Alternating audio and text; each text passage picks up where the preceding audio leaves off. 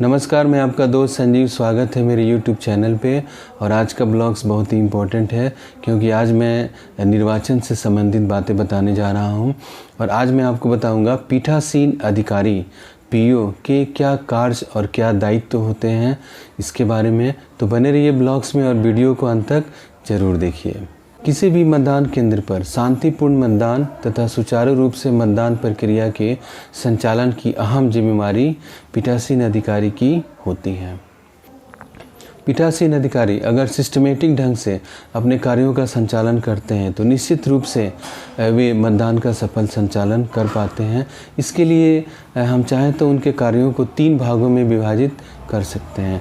वो 3 भाग कौन हैं? तो मतदान के पहले किए जाने वाले कार्य, मतदान के समय किए जाने वाले कार्य और मतदान के ठीक बाद किए जाने वाले कार्य। सबसे पहले चर्चा मतदान दिवस के पूर्व किए जाने वाले कार्यों की। जैसे ही आपको नियुक्ति पत्र प्राप्त होता है, आप ससमय प्रशिक्षण प्राप्त करना सुनिश्चित करते हैं और अंतिम प्रशिक्षण के दिन आप वितरण केंद्र पर होते हैं और आप अपने मतदान दल P1, P2, P3 के साथ प्रशिक्षण प्राप्त करते हैं और उनसे मिलते हैं और अपनी जान पहचान करते हैं। वितरण केंद्र पर आवश्यक सामग्री आप प्राप्त करेंगे। आवश्यक सामग्री में सामान्य थैला और विशेष थैला होगा। तो चेक लिस्ट से आप मिलान करेंगे कि सामान्य थैला और विशेष थैला में रखे गए सामान चेक लिस्ट के अनुसार हैं कि नहीं। अगर चेक लिस्ट के अनुसार नहीं है तो उसे आप प्राप्त करेंगे। विशेष सामग्री जैसे कि मतदाता सूची, ASD की सूची, प्रवेदक चिन्ह, धातु की मोहर, अमिट स्याही, विभिन्न प्रकार के प्रपत्र, निवेदित मत के लिए एरो क्रॉस मार्क, ये सारी चीज़ें आपको मिलान करके चेक लिस्ट से ले लेनी चाहिए। अगर इसमें से एक भी चीज़ कम है तो आप जो है उसे प्राप्त कर लेंगे। विशेष रूप से मतदाता सूची को आपको देखना चाहिए कि कहीं कोई उसमें पेज सादा तो नहीं है। ये चीज़ आप वहाँ पर देखेंगे। मतदान दिवस के पूर्व संध्या पर आप मतदान केंद्र पर पहुंचकर अपने सेक्टर पदाधिकारी को सूचित करेंगे और आपका जो रजिस्टर मोबाइल नंबर है उससे आप SMS करेंगे। मतदान केंद्र पर पहुंचकर 200 मीटर की परिधि का निरीक्षण आपको करना है। अगर कोई अनियमितता है वहां पर तो इसके लिए आप अपने सेक्टर मजिस्ट्रेट को सूचित करेंगे। मतदान दिवस के पूर्व संध्या पर P1, P2, P3 सभी मतदान कर्मियों की उपस्थिति आपको सुनिश्चित करनी है। साथ ही MDM रसोइया से मिलकर आप मतदान कर्मियों के लिए भोजन की व्यवस्था भी कर लेंगे। मतदान दिवस की पूर्व रात्रि में ही विभिन्न प्रपत्रों को उनके लिफाफे में रखेंगे और उन प्रपत्रों में जो सामान्य सूचनाएं होती हैं उसे आप अंकित करेंगे।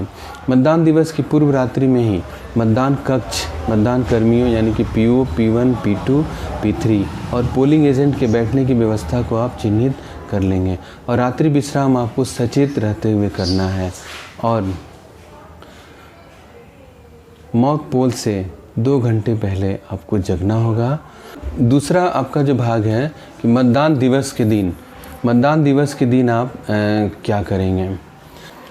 PCCP द्वारा मिलने वाली सामग्री जैसे कि EVM, VVPAT, green paper seal, special tag, strip seals, pink paper seal, निवेदित मतपत्र आदि को आप प्राप्त करेंगे और चेक लिस्ट से उसका मिलान करेंगे और क्रमांक भी उसका मिलान कर लेंगे।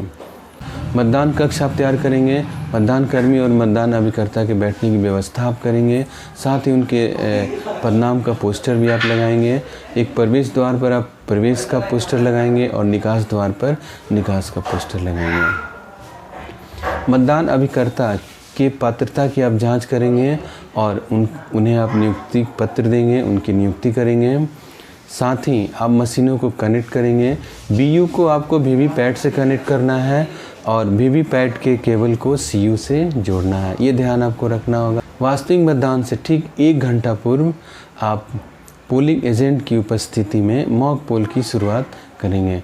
अगर पोलिंग एजेंट नहीं आता है तो 15 मिनट आप वेट कर लेंगे और उसके बाद आप जितने भी स्टाफ वहाँ पे हैं, जितने भी मतदान कर्मचारी हैं, उनके सहयोग से आप मॉक पोल की शुरुआत करेंगे। अगर उस समय माइक्रो ऑब्जर्वर हैं तो उनकी उपस्थिति में मॉक पोल कराएंगे। अगर वीडियो कैमरा वाले भी हैं तो उसका वीडियो रिकॉर्डिंग भी करवाएंगे। मॉक पोल का रिज़ल्ट दिखाया जाएगा और VVPAT से निकली पर्चियों का रिज़ल्ट से मिलान किया जाएगा। मॉक पोल के बाद सीआरसी की प्रक्रिया आपको अपनानी है और मॉक पोल के द्वारा निकली पर्चियाँ, मॉक पोल से निकली पर्चियों को काले रंग के लिफाफे में रखकर एक प्लास्टिक के डिब्बे में रखेंगे और पिंक पेपर सील से उसे सील कर देंगे। मॉक पोल के बाद हम मॉक पोल प्रमाण पत्र को तैयार करेंगे। सीआरसी के उपरांत मशीनों को हम विधिवत रूप से सील कर देंगे। सीलिंग के पश्चात बीयू एवं वीवीपैट को मतदान कक्ष में रखेंगे तथा सीयू को P3 के पास रखेंगे। मतदान नियत समय पर घोषणा के साथ आरंभ करेंगे। मतदान के दौरान मिले हुए विभिन्न प्रकार के प्रपत्रों को हम भरते जाएंगे। SMS के माध्यम से प्रत्येक घंटे की सूचना देंगे। बीच बीच में टोटल बटन दबाकर कुल डाले गए मतों का मिलान 17A रजिस्टर से करते रहेंगे।